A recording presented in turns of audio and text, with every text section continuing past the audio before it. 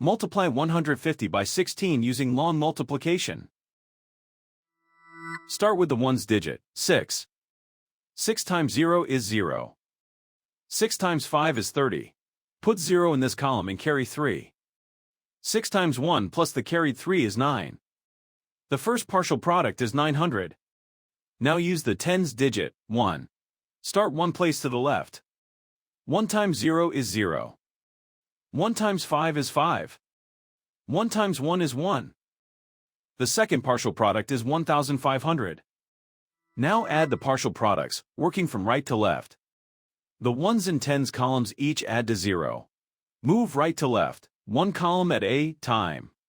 In the hundreds column, 9 plus 5 is 14. Put 4 in this column and carry 1.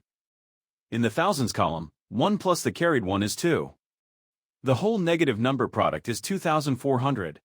So 150 times 16 is 2,400.